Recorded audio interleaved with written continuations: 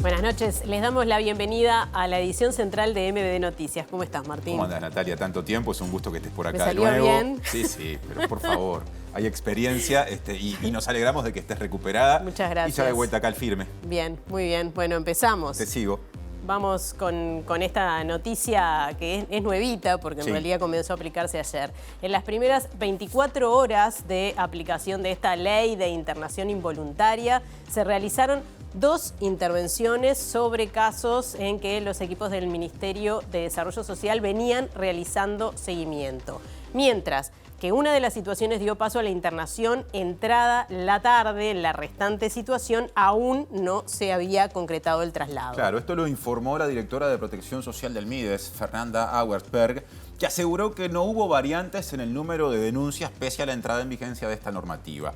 Desde la Organización de Personas Usuarias de la Salud del Oeste denuncian que la norma es punitivista y contraria a la ley de salud mental vigente. Bien, tendremos desarrollo de esta información con informe especial y hay mucho más. Claro, la semana empieza con estos titulares.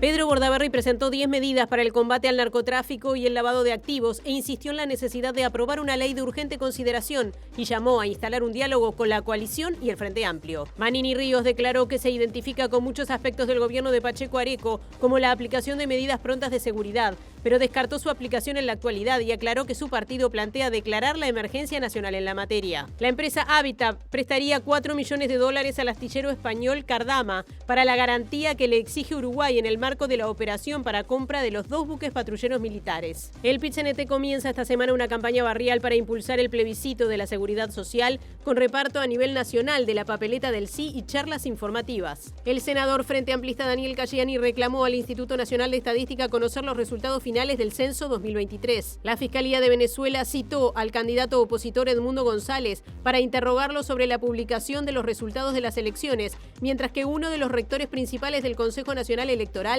señaló que todo lo ocurrido antes, durante y después de los comicios evidencia falta de transparencia y veracidad de los resultados anunciados oficialmente. Después del fin de semana con los mayores intercambios de ataques entre Israel y Hezbolá, desde el 7 de octubre, Naciones Unidas advirtió que la nueva orden de evacuación del gobierno israelí hace imposible el trabajo de las agencias humanitarias.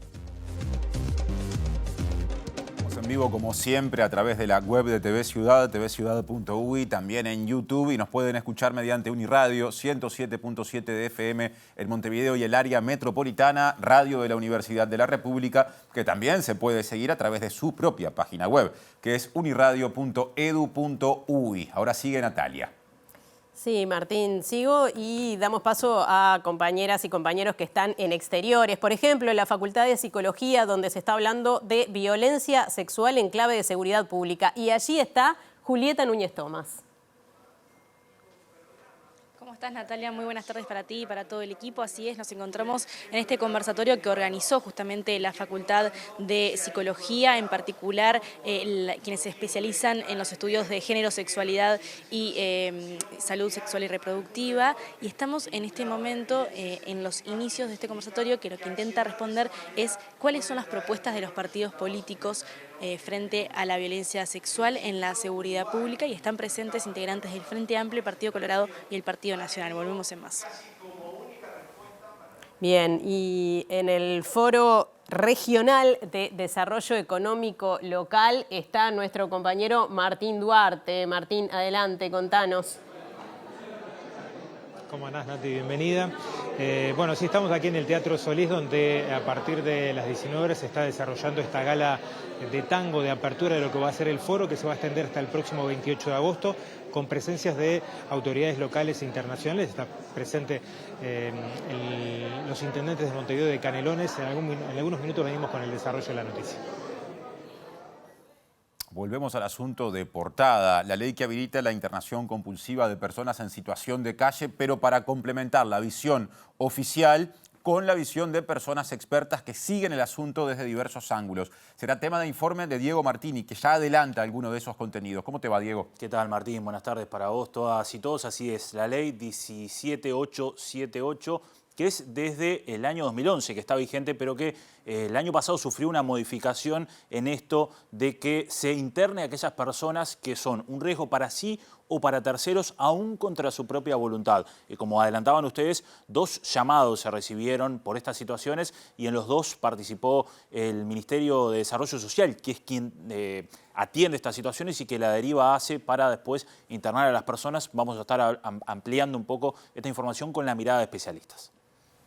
Hay competencia por el voto vinculado a propuestas de seguridad a nivel de los partidos de la coalición de gobierno. Hoy declaró al respecto el candidato presidencial, senador y líder cabildante Guido Manini Ríos y también el aspirante a ser senador por el Partido Colorado, Pedro Bordaberry.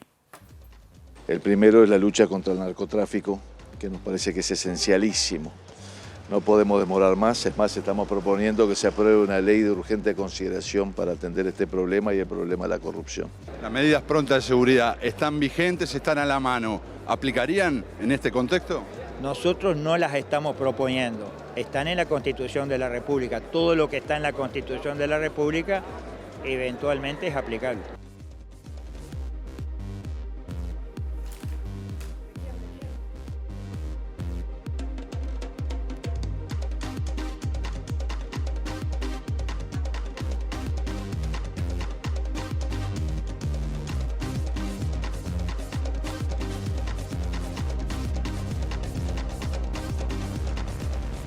Salimos nuevamente del estudio, Martín. Sí, convoca a Martín Duarte, que aparentemente no está solo. Adelante, Martín. Gracias, compañeros. Está por comenzar, decíamos, autoridades internacionales y locales participando de este cuarto foro. Estamos con el intendente de Canelones, Marcelo Metediera. Bueno, ¿cuál es la importancia para la región y en particular para Canelones participar de alguna forma de lo que es este foro de desarrollo económico local, ¿no? Bueno, gracias por estar. Este foro tiene la particularidad que mezcla de alguna manera el pienso colectivo, distintas zonas del continente. En el marco de Mercociudades también tenemos la comisión ejecutiva que va a sesionar mañana preparando el cambio de la presidencia. Tenemos que hacer una devolución del posicionamiento que llevamos a la ONU en el foro de alto nivel político y también cómo se está armando las estrategias desde el Mercosur para el posicionamiento de la COP16 para discutir en términos en clave ambiental. Es importante que las ciudades que estamos participando de estas instancias podamos tener, como te decía, poder tener posicionamientos claros en los temas de economía circular, de desarrollo sostenible, de medio ambiente, desafíos globales que son importantes trabajarlo. Y si esta zona del mundo, que somos los que más afectados estamos en términos ambientales, cuando la afectación se produce desde el norte y no se acompaña en términos políticos para participar del debate, pero económicos para tratar de trabajar y profundizar, lo que necesitamos es juntarnos como países y trabajar en consecuencia. Le cambio brevemente de tema. A propósito de el pasado domingo empezó a aplicarse la ley de internación compulsiva. Ya se han generado 2 intervenciones aquí en Montevideo. ¿Cómo viene haciendo el seguimiento? Que tanto usted como Zunino, intendente de Montevideo, se manifestaron contrarios. ¿Y qué trabajos también o qué diálogo está haciendo la Intendencia en particular con el MIDES y con el Ejecutivo para, de alguna forma marcar su postura en torno al tema? Bueno, preocupa de alguna manera el tema que tener que instrumentar algo por imposición, ¿no? El manejo compulsivo me parece que no está bueno, pero tenés la dificultad de por qué se llega a ese punto. Hay que pensar una solución para la gente que está en situación de calle por adicciones, pero también hay que pensar en las soluciones de fondo en términos sociales, ¿no? No resolvés el tema sacando a la gente de la calle, internándola, que sí se necesita, que es necesario que la persona tenga una ayuda. Es horrible tener que estar en esa situación, pero también no hay que hacer demagogia y hay que pensar en cómo se dan soluciones sociales concretas, reales. Estoy hablando de trabajo, estoy hablando de salud, estoy hablando de vivienda. Tienen que ser soluciones más globales. En Canelones trabajamos de la Dirección de Desarrollo Humano, haciendo la tarea que nos compete a nosotros hasta donde llegamos. Después hay una parte que corresponde al Ministerio al MIDES, que acompañamos en el trabajo, no estamos por fuera del trabajo, aunque podamos tener una opinión distinta en cómo instrumentarlo. ¿Se ha dado un crecimiento de las personas en situación situación de calle en Canelones, en áreas de ciudades. Quizás nosotros tenemos la mirada más citadina de lo que ocurre aquí en Montevideo, pero ¿cuál es el estado de situación en Canelones? Está complicado, tenemos varias ciudades, municipios donde hay gente en situación de calle, planteado por los propios alcaldes de todos los partidos políticos. Así que es una situación que hay que atender, que hay que ayudar, que hay que exigir responsabilidades, pero que hay que atender. Te lo dejamos que va a comenzar la función. Muchas gracias, muy amable. Bueno, la palabra del intendente de Canelones, haciendo referencia, bueno, en particular a lo que es la inauguración de este foro, pero también, bueno, un tema que se instaló a partir de la aplicación de la Ley de Internación Compulsiva este fin de semana. Bien, muchas gracias Martín y equipo. Justamente vamos a seguir por ese rumbo, sí, porque la directora de Protección Social del Ministerio de Desarrollo Social, Fernanda Auersperg, informó que desde que rige la ley de internación involuntaria hubo una internación, un procedimiento y otro en curso. Claro, que por lo menos entrada esta tarde estaba llevándose adelante sin que se hubiera concretado hasta ese momento el traslado de la persona. También dijo que pese a la reciente entrada en vigencia de esta normativa, no aumentó la cantidad de llamadas telefónicas a los servicios del Ministerio de Desarrollo Social. En el día de hoy tuvimos la primera intervención, justo en este momento están justamente en una segunda intervención. Esa intervención fue un caso que nosotros hacemos seguimiento hace mucho tiempo, una persona crónica de calle, los equipos la conocen hace más de 12 años, una persona que tiene su capacidad de juicio muy afectada. Una vez que esa persona es trasladada y llega al centro hospitalario, comienzan a regir toda la normativa establecida, el abordaje establecido por la Ley de Salud Mental que fue votada en el 2010. Ahora, teniendo en cuenta que es un caso conocido, usted hablaba de 12 años, ¿qué perspectivas de futuro o qué atención puede dar el MIDES una vez que esa persona pase la barrera o la etapa de atención de ACE? Bueno, justamente es una buena pregunta porque nosotros en todo este tiempo lo que hemos estado es construyendo una red, un sistema integral de atención justamente para estos casos, para cuando la persona tiene el alta hospitalaria poder darle la respuesta adecuada para su patología, para su necesidad. En este caso entendemos que es en una casa de medio camino de salud mental, donde se pueda asegurar la continuidad de los cuidados y el tratamiento de la persona, porque esta persona compensada puede ser incluida perfectamente en la sociedad. Auersperg también se refirió al comunicado de la Sociedad Uruguaya de Psicología. No entendieron bien el espíritu de la ley, no hemos tenido un intercambio tampoco con la Sociedad de Psiquiatría, pero justamente es para estos casos bien específicos, que no pretendemos estigmatizar, sino darle una respuesta humana y acorde a las necesidades de la persona. A continuación, por lo menos 2 puntos de vista profesionales con respecto a este asunto en informe especial con Diego Martini. Diego, adelante. Bien, compañeros, para recordar, hablamos de la ley 18787, que es del año 2011, una ley de un único artículo que en su momento planteaba que era de asistencia obligatoria a personas en situación de calle, donde aquellas personas que estuvieran en situación de intemperie completa, con riesgos graves, enfermedades o riesgos de muerte, podrían ser llevadas a refugios u otros lugares donde puedan ser adecuadamente asistidas. Y esto básicamente era para aquellas personas en situación de calle que corrían riesgo de muerte principalmente. Y recordarán, y el contexto del año 2011, en algún momento se dieron algunas situaciones con mucha población menor a la de ahora. Hoy hablamos de que hay en el entorno de unas 5.000 personas en situación de calle que habían fallecido principalmente por causas de hipotermia. Y en ese momento los servicios del MIDES ya en el año 2005 habían empezado a crear los refugios, los que conocemos ahora, eran menos personas en situación de calle, y hasta ese momento había refugios que se llamaban de noche polar, algo por el estilo, que eran de parte de la Intendencia de Montevideo. El viejo plan Frío Polar. Frío Polar, operativo Frío Polar. Ese eran los refugios con los que se contaba.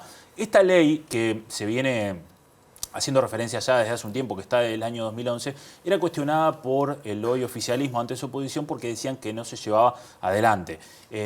acá solamente era un médico el que podía definir si había un riesgo para la persona. Y escuchábamos ahora a la directora de Desarrollo Social del MIDES, que recordemos viene desde la gestión de Bartol, de Pablo Bartol, cuando estaba en el ministerio, es una de las pocas que se mantiene ese cargo, y ya se venía discutiendo sobre las personas de situación de calle, pero ellos se veía una visión, y acá hay una visión ideológica en la que no vamos a entrar, pero que era que no podía haber personas en situación de calle. Y acá es una de las grandes críticas que se hace por parte de varios especialistas, que es: aplicamos un sistema que saca a las personas de la calle, pero después no le damos una continuidad, lo que le llaman la puerta giratoria de los pobres.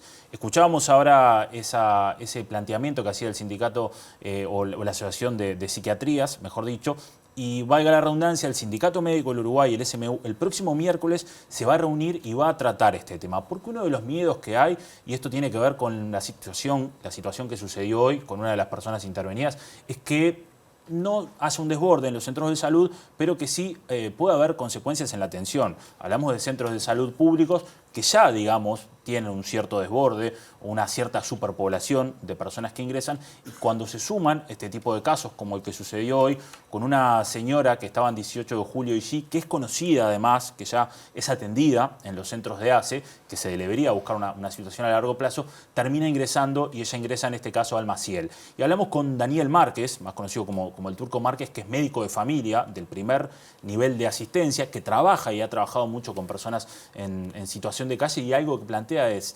nosotros podemos dar herramientas o podemos tener herramientas cuando una persona está en riesgo, pero no podemos ir más allá. Y ese es uno de los mayores desafíos que él entiende que debe atender el sistema político. Escuchémoslo. Ese odio después lo vemos en las consultas nosotros.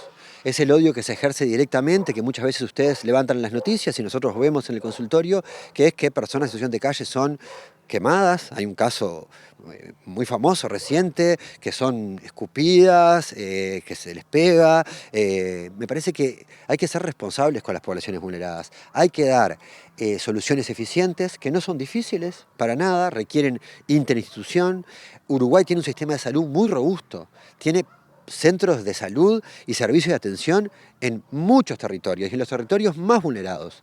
Me parece que activar esa red, activar equipos, pero eso requiere presupuesto. Me parece que los médicos podemos hacer relativamente poco, o sea, directamente conducir a una persona a un hospital por el hecho de estar en calle.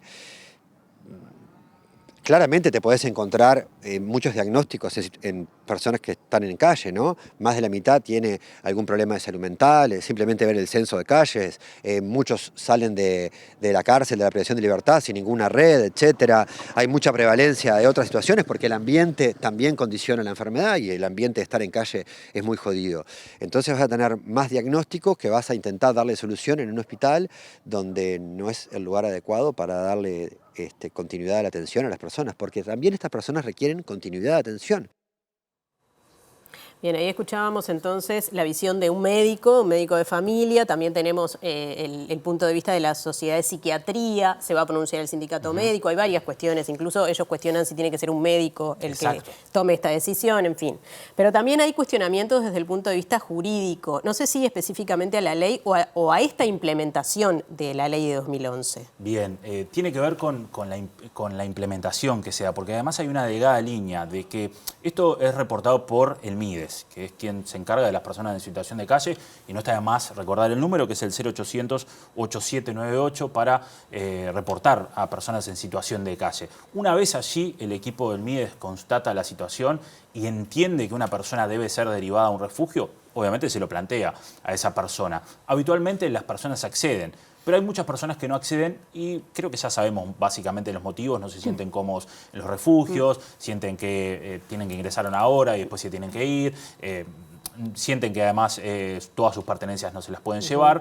Y en los casos en los que el personal del MIDES detecte que una persona sí o sí tiene que ir a un refugio o a un centro hospitalario, llaman a un médico de ACE, en este caso por la aplicación de esta ley con este cambio, y el médico de ACE es el que constata si una persona es un riesgo para sí o para tercero. Y ahí entienden los especialistas que hay una delgada línea, hay una discrecionalidad muy grande la que debe llevar adelante un médico para definir si una persona es un riesgo para sí o para terceros. De hecho, hoy no está muy claro si la persona que estaba en 18 de julio era un riesgo para sí o para terceros, sino que se tomaron más sus antecedentes de agresividad por problemas de salud mental en otras ocasiones y no tanto ahora. Y en este caso, cuando el médico certifica que una persona debe ser trasladada, ahí se lo transmite al MIDES y el MIDES, si entiende que se le complica para trasladar a esa persona, es cuando llama al Ministerio del Interior, a la policía, y también se colabora con bomberos para poder ser parte del ejercicio. Hay un colectivo de profesionales que viene trabajando en los derechos de personas en situación de calle,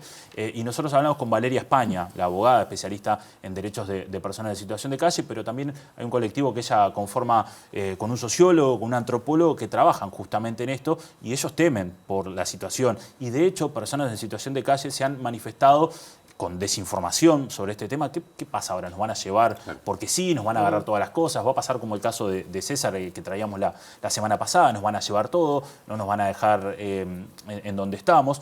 Y eso ha generado alguna preocupación. Pero como les decía, hablamos con Valeria España y sobre todo hizo énfasis en que esto en algún momento se probó en otras partes del mundo y no tuvo resultado. Porque evidentemente está esto de la continuidad o de la no continuidad que se da, y hablamos de que son unas 5.000 personas aproximadamente que están en situación de calle y que poco más de 2.000 son las que, según el censo, tendrían problemas de salud mental o de adicciones. Es decir, algunas personas parten de que con un programa de tratamiento de las adicciones pueden ser recuperables, y otras personas que en problemas de salud mental tienen que pasar por otros procesos, y otros procesos que conllevan más tiempo. Pero como les decía, hablamos con Valeria España, la abogada, que nos contaba algunas otras cosas que se hacen en el mundo y por qué en este caso esta ley es bastante peligrosa que se aplique en nuestro país. Lo que se ha ido impulsando en otros países y que de hecho ahora se está trayendo para discutir es el modelo de vivienda primero, que lo que busca es justamente generar una política desde una perspectiva de derechos, ¿no? O sea, visibilizando que muchas veces el problema estructural es, por ejemplo, el tema de la vivienda.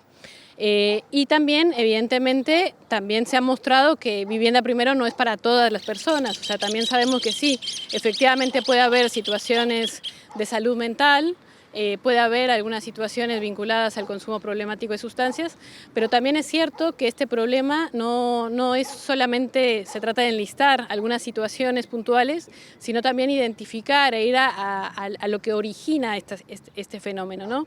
Y ahí lo que vemos es que en todos los casos y en todas las trayectorias vitales vemos que la coincidencia que existe es justamente la intervención del Estado, ¿no? Personas que han sufrido procesos de institucionalización desde tempranas edades y que ahí vemos cómo ya empieza a haber una lesión de derechos que, bueno, se alarga en el tiempo. Entonces, lo que es importante que vea la ciudadanía y que entienda es que este tipo de medidas ya se impulsó. En realidad la ley de internación compulsiva ya existía, se hizo una modificación mínima de la que ya existía, y ahora con el protocolo en realidad lo que se plantea, aunque lo niega, pero lo plantea, que es una privación de la libertad de una forma correctiva, correccional, y que evidentemente no es el camino.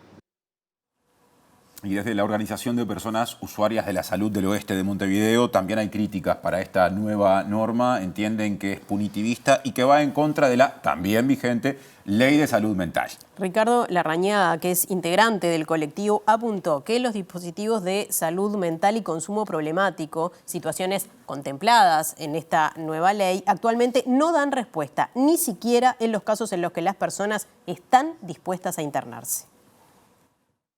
Los usuarios con consumo problemático, una cantidad de veces van a las puertas de entrada a pedir asistencia y es poco lo que se puede acceder. Generalmente no acceden. Hay una demanda que no está cubierta, que es amplísima. Y después también cuando piden internación voluntaria, tampoco hay espacio. Entonces, esto es una gran incoherencia, ¿no?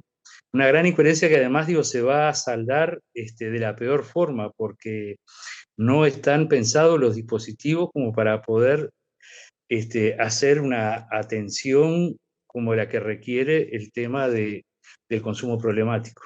Larrañaga dice que si bien el foco está en personas en situación de calle, hay personas que han pasado por INAU, por cárceles y hospitales psiquiátricos, y esto refleja que el Estado no cumple con su tarea.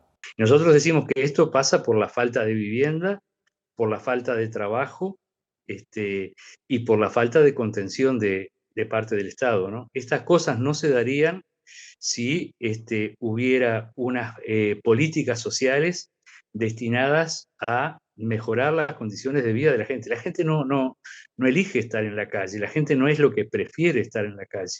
Es el resultado final de una desprotección de parte del Estado y de fallas en todos los puntos. Y el presidente del Frente Amplio, Fernando Pereira, expresó que esta ley de internación involuntaria, también conocida como de internación compulsiva, no es una herramienta adecuada. De todos modos, expresó que comparte una idea, por lo menos expresada por el presidente de la República, Luis Lacalle Pou, en el sentido de que es necesario darle una respuesta a las familias o a la desesperación de las familias de personas con dificultades de adicciones o con problemas de salud mental. Lo que dice el presidente, que es un pedido a voces de los padres, que es un pedido desesperado, es así. Cualquiera de ustedes que haya conversado con una madre que tiene una circunstancia de este tipo, es lo que pide. Luego lo que hay que resolver, si eso es lo que resuelve el problema. Y yo me temo que no lo sea. Entonces debería haber una discusión más profunda, también con expertos, y deberíamos pensar en las políticas vinculadas a la salud mental como parte de la política de la salud pública, no como una política diferenciada del resto, como parte de las políticas de la salud. No puede ser que si a uno le duele, tiene un problema en el hígado, en el riñón, cualquiera se preocupe, y si tiene un problema de salud mental, se lo segregue, se lo coloque a un costado. Entonces, mirar esto como parte de la medicina social, la medicina física y la medicina de la salud mental en forma conjunta parece ser una clave. Digamos, yo obviamente no soy experto en salud, pero sí tengo claro, por distintas dificultades que en mi vida anterior tuve, en mi trayectoria anterior tuve, una cantidad de personas les pasa esto y lo que tienen que tener es una ayuda que les permita volver a estar en el seno de la sociedad. Este proyecto puede ser verdad que escuche el grito desesperado de las madres, pero no sé si se tomaron en cuenta las críticas técnicas que había sobre el mismo, ¿no? Y a partir de este momento abrimos el diario de campaña. Después de tantos días, Nati, te estábamos esperando para eso. Seguimos con Fernando Pereira, porque además de hablar del tema del que recién habló, también salió al cruce de dichos del candidato presidencial nacionalista, Álvaro Delgado, quien reclamó que el Frente Amplio diga quién será ministro o ministra de Economía y Finanzas en caso de ganar las elecciones. Dijo que esas definiciones responden a la estrategia que elige tomar cada partido y valoró la experiencia de la gestión acumulada durante los gobiernos frente amplistas. Muchas veces como estrategia de campaña se mencionan ministros y a veces no. Por ejemplo, en 2004 Tabaré Vázquez propuso como ministro al contador Danilo Astori previo a la elección. Pero en 2009 no se propuso ningún ministro de Economía. ¿Por qué? Porque el Frente da certezas en economía. El Frente tiene un equipo económico muy sólido. Yo le puedo nombrar en un minuto 10 economistas, hombres y mujeres, que dan certeza a la política económica del Uruguay. Que pasan por Gabriel O'Donnell, por Álvaro García, por Mario Vergara, por Valcorba, por Porgar, por Laura Tavares. Y podría seguir nombrando por Pablo Ferreri. Entonces, ¿cuál duda puede tener la gente si hay un equipo económico probado, que gobernó 15 años, que hizo crecer la economía en el Uruguay, que generó mejores condiciones para los trabajadores y para la creación de puestos de trabajo? Ninguna. ¿Cuál puede haber la duda si dio certezas el gobierno del Frente Amplio? Y esas certezas pasaron por darle estabilidad, por mejorar su grado inversor, por mejorar el nivel de inversiones que llegaron a Uruguay. Entonces, a veces se necesita nombrarlo y a veces no. Yo entiendo la angustia de Delgado porque le darán más encuestas de las que puede procesar. Nos vamos a otras tiendas. Sí. Les contamos que la viuda del expresidente Jorge Pacheco, Graciela Rompani, destacó la figura del senador y líder de Cabildo Abierto, Guido Manini Ríos, y lo comparó con Pacheco. Rompani concurrió a una actividad en la que se presentó una alianza entre sectores de Cabildo Abierto, el sector del senador Guillermo Domenech con el sector de la candidata a la vicepresidencia, Lorena Quintana, y en ese contexto habló y elogió las propuestas en materia de seguridad de Cabildo Abierto. Estoy aquí porque me invitó el doctor Domenech, es de la coalición republicana, tenemos que estar todos juntos. Y además el doctor Domenech es una persona excelente, que siempre ha acudido al llamado cuando nosotros necesitamos algún orador en el CEDU, que estoy en el Centro de Estudio de Derechos Humanos. Y así que él me invitó y no podía no venir. Hay quienes comparan la impronta de Pacheco Areco con algunas propuestas o incluso el tono de Manini Ríos en algunos temas. Lo vemos claramente en el de seguridad. ¿Cómo ve usted esta comparación? La verdad que todos los proyectos de seguridad son comparables con los de Pacheco, que realmente luchó muchísimo por la seguridad en este país. Y respondió Manini Ríos, que estaba ahí en la actividad, dijo que es un halago que lo comparen con Pacheco Areco y también manifestó que comparte algunas de las medidas que Pacheco Areco tomó cuando fue presidente, fines de los 60, comienzos de los 70, como la aplicación de las medidas prontas de seguridad en aquel contexto. Si bien no descartó que pudiera ser necesario aplicarlas para revertir la inseguridad pública, aclaró que por ahora su partido solo está planteando declarar la emergencia nacional en la materia. Yo le tengo un gran respeto por el presidente Pacheco Areco, todo lo que sea comparación con él en materia de firmeza para enfrentarse al delito y para enfrentar los grandes problemas que vive el Uruguay, a mí lo considero un halago. Las medidas prontas de seguridad están vigentes, están a la mano. ¿Aplicarían en este contexto? Nosotros no las estamos proponiendo, están en la Constitución de la República. Todo lo que está en la Constitución de la República eventualmente es aplicable. Pero la emergencia nacional no va de la mano con esta sensación, por lo menos. Son cosas diferentes. Nosotros proponemos la emergencia nacional, estaba propuesto en el Compromiso por el País, o sea que no estamos en solitario proponiendo eso. Son cosas diferentes. Las medidas prontas de seguridad incluyen otra serie de medidas que no las estamos proponiendo ahora. No lo descarta tampoco. Está en la Constitución de la República. Si descartamos cosas que el pueblo uruguayo votó y están en la Constitución, el Partido Nacional declaró las medidas prontas de seguridad por las inundaciones del año 59. Si habrá situaciones que ameriten aplicar esa parte de la Constitución de la República, pero nosotros hoy no lo estamos proponiendo. Y Manini Ríos criticó la actual gestión de seguridad y defendió las propuestas que está haciendo Cabildo Abierto. Claro, y desestimó las críticas hechas a esas propuestas por parte del asesor colorado Diego Sanjurjo, que además ocupa un cargo en el Ministerio del Interior y llamó a discutir ideas en materia de seguridad y propuestas concretas por encima de la discusión vinculada a los nombres de las personas que eventualmente ocuparían cargos en el próximo gobierno. Los pesos pesados del delito siguen en las cárceles en comunicación con delincuentes livianos o primarios y bueno, hay que separarlos. Las comisiones que tiene fuera del Ministerio del Interior, que son centenares y centenares, siguen estando fuera del Ministerio del Interior y nadie las está recuperando. Es decir, hay una serie de medidas, las actividades de alto impacto en los barrios, las comisarías de alto impacto en las zonas 2, 3 y 4 no se han implementado ni están en proceso de implementación. Uno de los principales asesores del Ministerio del Interior, Diego Sanjurjo, dijo que estas propuestas eran humo. ¿Qué opina de eso? Bueno, es el mismo que propone sacarle a las Fuerzas Armadas 1.500 efectivos. Yo le diría a este asesor del Partido Colorado que él está partiendo de la base que le sobran a las Fuerzas Armadas 1.500 efectivos, lo cual no es así. Si es que es una propuesta que yo diría, yo no quiero usar el término que él usa, pero si es inconsistente, si hay propuestas inconsistentes, esa es una de las propuestas. Yo diría que es mucho mejor recuperar 1.500 efectivos del Ministerio del Interior que están fuera del Ministerio hoy. Pero no quiero entrar en polémica con un asesor de segundo orden, yo prefiero hablar con las autoridades, hablar por lo alto, pero vuelvo a repetir, en clave de ser parte de la solución y no del problema. Y el candidato al Senado por el Partido Colorado, Pedro Bordaberry, presentó en las últimas horas 10 propuestas vinculadas a combatir el narcotráfico y el lavado de activos, al tiempo que llamó a generar o a aprobar a futuro una ley de urgente consideración vinculada a estos temas. Y además dijo que sería conveniente un diálogo sobre estos temas con todos los partidos de la coalición y además debería incluirse al Frente Amplio. Atacan los problemas principales que hay en materia de seguridad. El primero es la lucha contra el narcotráfico, que nos parece que es esencialísimo. No podemos demorar más, es más, estamos proponiendo que se apruebe una ley de urgente consideración para atender este problema y el problema de la corrupción, contemplando estas medidas. Eso es fundamentalísimo.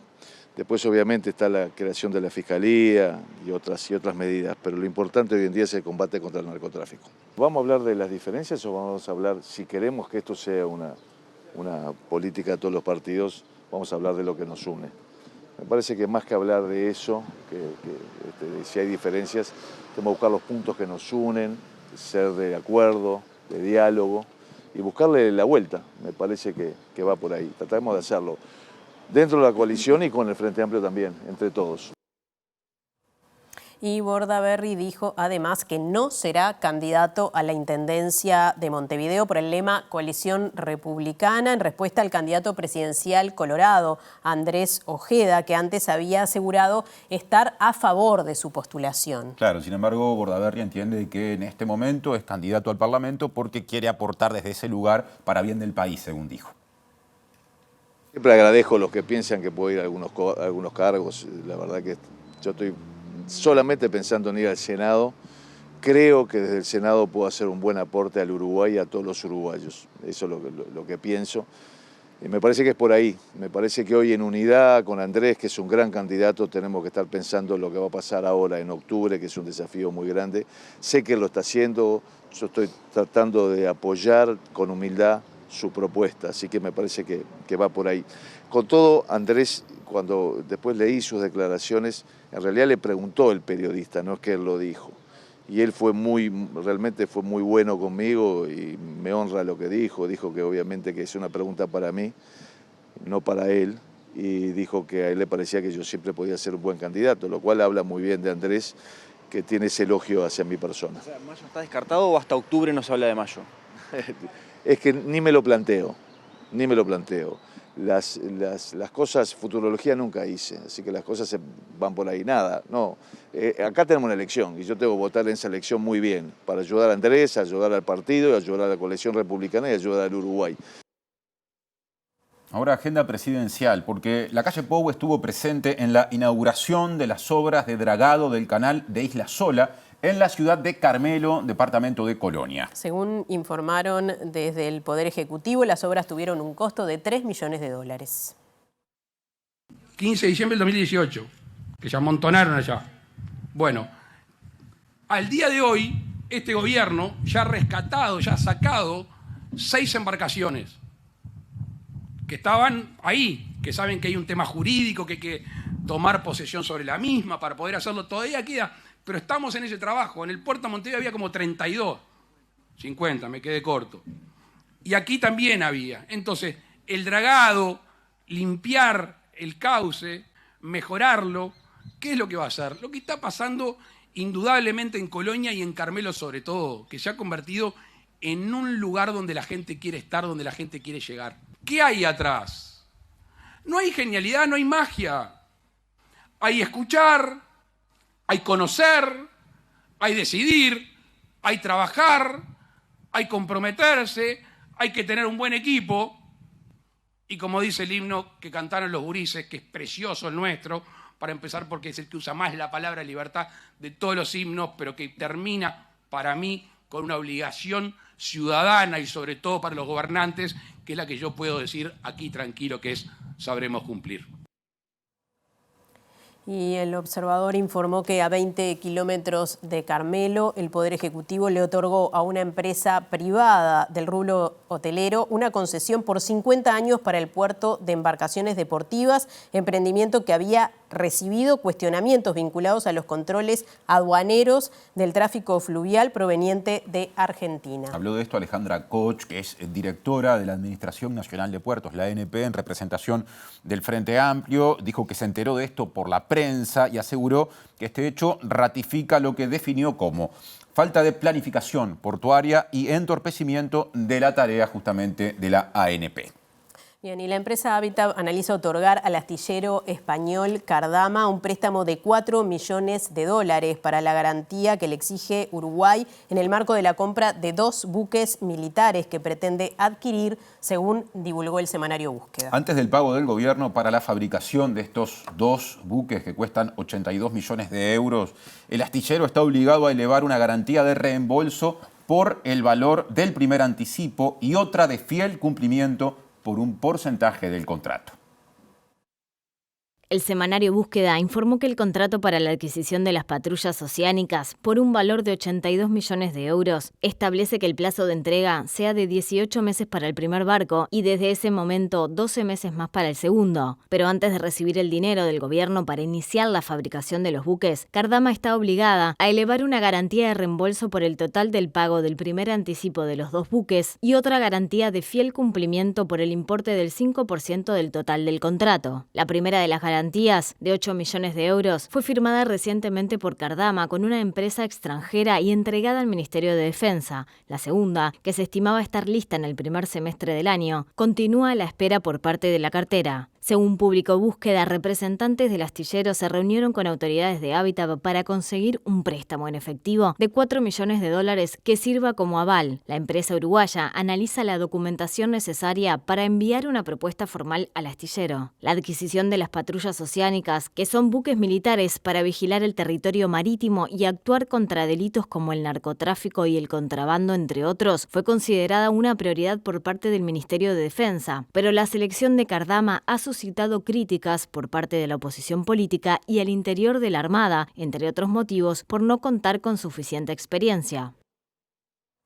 Otro tema, el senador frente amplista Daniel Casciani reclamó conocer los resultados finales del censo 2023, ya que por ahora se conocen resultados preliminares. Sí, el legislador dijo que sería importante que tanto el Instituto Nacional de Estadística como Presidencia de la República informaran a la población cuáles son los motivos de lo que definió como atraso. Lamentablemente desconocemos por qué existe ese atraso. Es un atraso que en términos comparativos es mayor a la que hubo en el censo del año 2011, cuando en aquel momento la oposición reclamaba sin duda la falta de información en el sentido. Así que supongo que sería bueno que las autoridades tanto del INE como de la Secretaría de Presidencia puedan informar a la población a qué se debe esta situación y sobre todo también poder aclararlo, porque la verdad que por ahora no tenemos más información que esa. Antel cumple 50 años y lo festeja con 50% de descuento en sus planes móviles para empresas. En la Facultad de Psicología de la Universidad de la República le doy paso ya mismo a Julieta Núñez Tomás, que anda por ahí. ¿Cómo estás, Martín? Muy buenas tardes. Así es, continúa este conversatorio en el que están presentes, como decíamos anteriormente, varios partidos políticos integrantes de el Parlamento uruguayo en este momento y quienes están en este momento en campaña electoral para un próximo periodo de gobierno. En ese marco es que el programa de estudios de género, sexualidad y salud reproductiva de la Facultad de Psicología organiza este conversatorio sobre violencia sexual en clave de seguridad pública y estamos con Alejandra López Gómez, que es profesora de esta casa e integrante de este programa de estudios. ¿Cuál es el foco que tiene esta actividad en vínculo además con el foco que tiene este programa de estudios dentro de la facultad? Bien, buenas tardes en primer lugar. Bueno, en realidad esta actividad es una actividad que se enmarca en los 25 años. Celebramos 25 años del programa de género y para nosotros eso es un gran acontecimiento, porque además es en un contexto de elecciones nacionales próximamente, con lo cual tiene como un sentido muy especial para nosotros, porque este es un programa que desde sus orígenes, allá en el año 99, en septiembre, ha buscado generar conocimiento, formar recursos humanos en salud, con una perspectiva de enlazar con las políticas públicas y con contribuir al desarrollo de políticas públicas sensibles, con políticas públicas pertinentes, adaptadas a las necesidades de nuestra población, en la agenda de temas que trabajamos, que son temas, como comprenderás, sensibles porque atañen a una dimensión compleja como es la vida sexual, los intercambios afectivos sexuales entre las personas, los sentidos sobre la sexualidad en las sociedades y las relaciones de género que están en la base de estos intercambios afectivos sexuales. Con lo cual, mirar en particular violencia sexual es mirar la cara más oscura o una de las caras más oscuras de nuestras sociedades y de los intercambios afectivos sexuales que deberían tener una dimensión positiva, digamos, en el marco del desarrollo de niñas, niños, adolescentes y adultos a lo largo del curso de vida. Entonces, esta actividad para nosotros tiene un doble sentido. Por un lado, colocar o contribuir, mejor dicho, a la visibilidad y al tratamiento público de un asunto, de una dimensión de la violencia, como es la violencia sexual, que afecta a miles de personas, en particular a niñas y mujeres, pero no solo, y que tiene además distintas expresiones, ¿no? Porque a veces tenemos como una imagen en bloque de lo que es la violencia sexual asociada a la violación en el ámbito público, pero en verdad la violencia sexual tiene un abanico de expresiones que van desde coerción en redes sociales a el extremo de la violación, el extremo entre comillas, pero bueno, a la violación, pero relaciones sin consentimiento. Aquí hay un punto clave que tiene que ver también con esta dimensión del consentimiento, no solamente en el aspecto legal del consentimiento, sino también en el aspecto psicosocial del consentimiento sexual. Entonces es una realidad de creciente visibilidad, es una realidad que afecta a la vida de niñas, niños y adolescentes y mujeres fundamentalmente, y que tiene consecuencias a lo largo del curso de vida, y que además necesita de políticas públicas activas para su prevención y para también el abordaje de ofensores sexuales. Hay allí una doble dimensión que nosotros queremos contribuir a esta discusión. Ya veíamos en los intercambios que se dieron ya entre integrantes del Frente Amplio, el Partido Nacional y el Partido Colorado, que hay distintas visiones sobre la agenda de la seguridad pública en materia de violencia sexual. No es común que la academia se acerque a estas perspectivas políticas y políticas partidarias. ¿Con qué objetivo es que citan a representantes de estos partidos y qué es lo que esperan en concreto de los partidos? Bien, en realidad nosotros tenemos una vocación de diálogo con los actores políticos. Lo hemos tenido desde el primer día de este programa, digamos, de colocar esta cuestión de que lo que generamos como conocimiento desde la Universidad de la República sea fermental para la discusión sobre agendas políticas y para el diseño de política pública. Que nos importa hoy, en la antesala de un acto eleccionario, es que estos temas formen parte también de la discusión electoral, que no sean asuntos que están en los márgenes, que bueno, de los cuales parece ser temas no de importancia política, porque hace la vida cotidiana y a la calidad de vida y el bienestar de las personas. Entonces, en realidad lo que hicimos fue, bueno, invitemos a actores políticos. En otros momentos hemos discutido con actores sociales, en otros momentos hacemos diálogos más dentro del ámbito académico, pero nos parece muy importante que las políticas se basen en evidencias, que se basen en los mejores argumentos sostenidos sobre evidencia científica. Obviamente no es lo único que define una política pública, pero sí esa contribución nos parece muy importante y en particular que esto forme parte de una discusión de agenda pública, digamos, en un momento clave como son las elecciones nacionales. Muchas gracias, Alejandra López.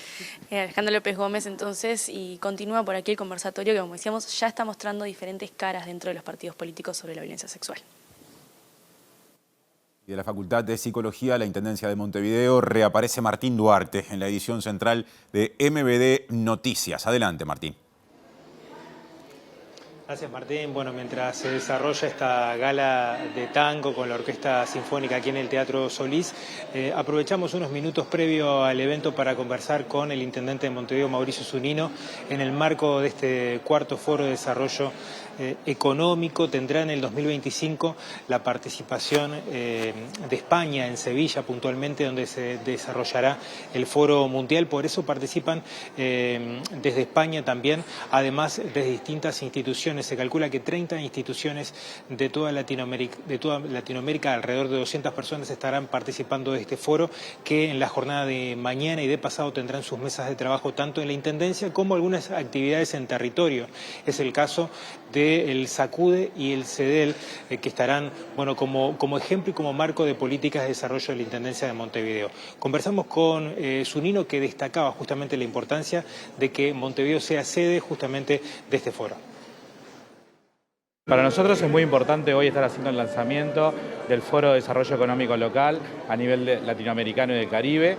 Contamos con presencia de 12 países participando, academia, organismos internacionales, gobiernos locales, también presencia de algunos gobernantes nacionales, con lo cual esto nos da marco para poner en discusión los conceptos de desarrollo y la articulación de políticas para poder fomentar efectivamente esas dinámicas de desarrollo. Las mesas de trabajo van a desarrollarse a partir del día de mañana, a partir de las 9 de la mañana en el centro de conferencias de la Intendencia de Montevideo, en el piso 1,5. La agenda completa de las mesas, los participantes, los panelistas van a estar están en la web de la Intendencia con el cronograma completo para que puedan asistir a aquellas personas que lo deseen.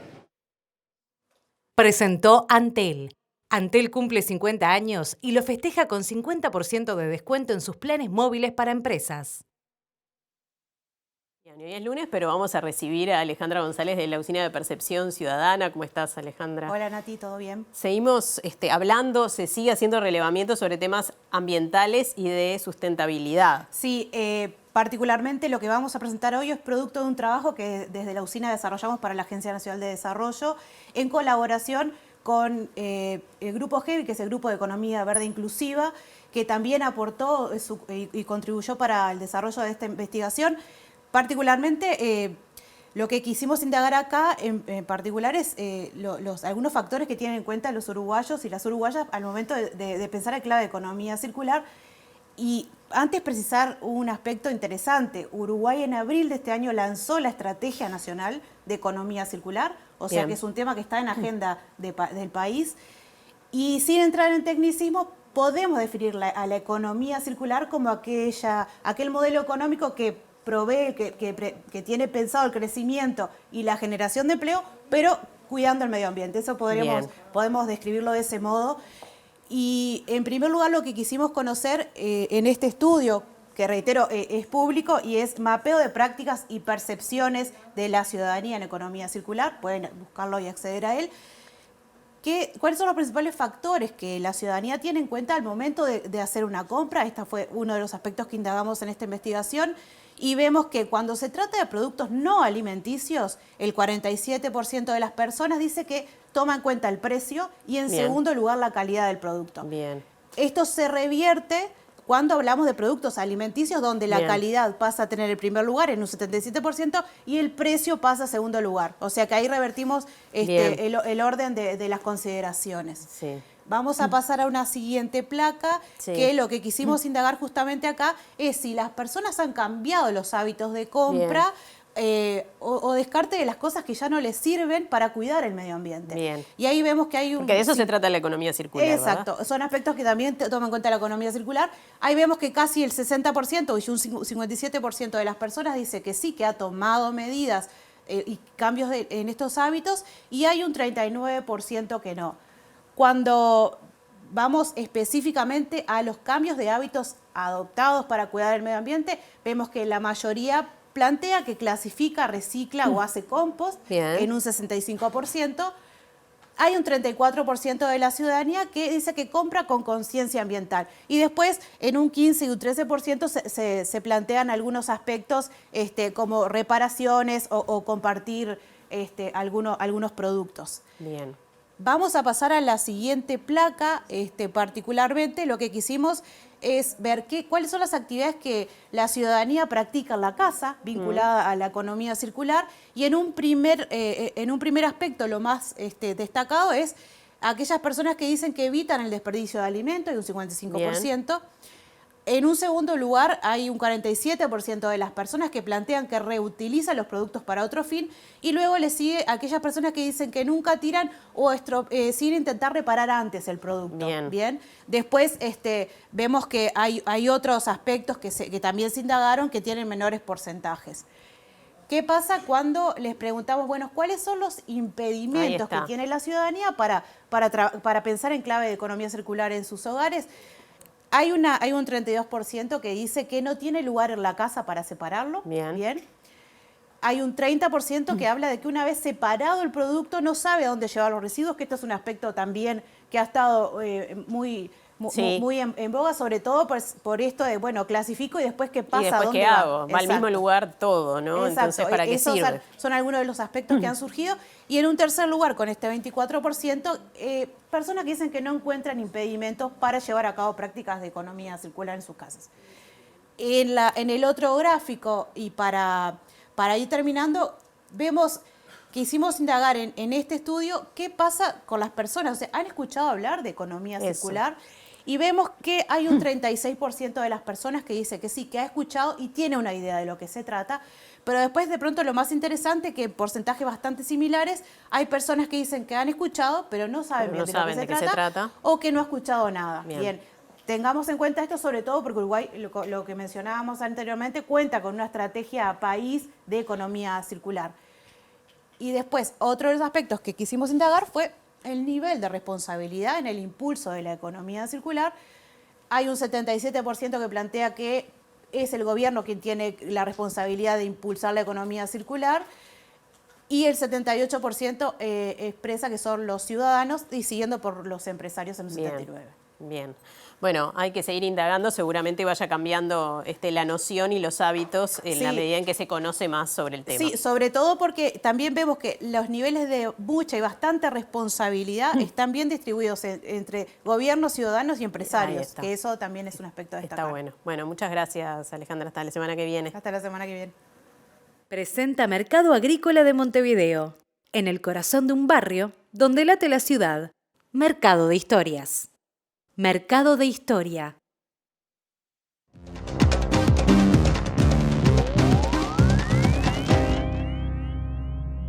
¿Qué tal? Muy buenas noches. Abrimos el capítulo internacional desde Venezuela, donde surgen varias novedades. Una de ellas es que la Fiscalía volvió a citar al candidato de la oposición, Edmundo González Urrutia, para que responda precisamente por los resultados que la oposición dio a conocer y que daban ganador precisamente a Edmundo González. No ha comparecido, por supuesto, no está Edmundo González. Por otro lado, uno de los principales integrantes del Consejo Nacional Electoral dio a conocer hoy una opinión que hasta ahora no había vertido y que tiene que ver con sus dudas sobre la veracidad y la transparencia de los resultados electorales en Venezuela, agregando un nuevo elemento de controversia al que ya existe sobre los comicios que se realizaron en ese país y que, según el Consejo Nacional Electoral y el Supremo Tribunal, le dieron el triunfo a Maduro.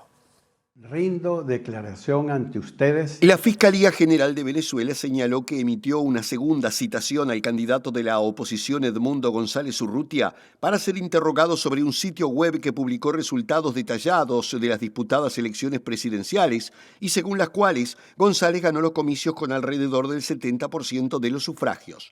Sin embargo, el Tribunal Supremo de Justicia ratificó la reelección del mandatario Nicolás Maduro, anunciada previamente por el Consejo Nacional Electoral, aunque Caracas sigue sin publicar las pruebas como exige gran parte de la comunidad internacional. Mientras tanto, en una publicación realizada este lunes en su cuenta de X, Juan Carlos del Pino Boscán, quien es uno de los rectores principales del Consejo Nacional Electoral, denunció las irregularidades de los comicios y la proclamación del candidato oficialista como ganador, así como las opiniones de los observadores internacionales. En el texto señala que la noche de las elecciones fue notificado sobre un presunto hackeo al sistema de recuento de votos, razón por la cual Del Pino Boscán explicó que decidió no acudir a la sala de totalización del organismo electoral, lo que le impide avalar los resultados que horas más tarde el presidente del organismo, Elvis Amoroso, dando como ganador a Maduro. Como rector principal, al no subir a la sala de totalización, carezco de la evidencia que respalda los resultados anunciados, escribió Delpino Boscán, uno de los 5 rectores principales del ente comicial, quien habló de manera pública este lunes por primera vez. Despedida, una casi certeza. Parece que no llueve en las próximas 48 horas. Bien. Y una certeza. Ya llega el lado B a la pantalla de TV Ciudad. Otra certeza, esperemos, Sí. las noticias mañana a las 8, a las 13 y a las 18:55. Que pasen bien. Hasta mañana.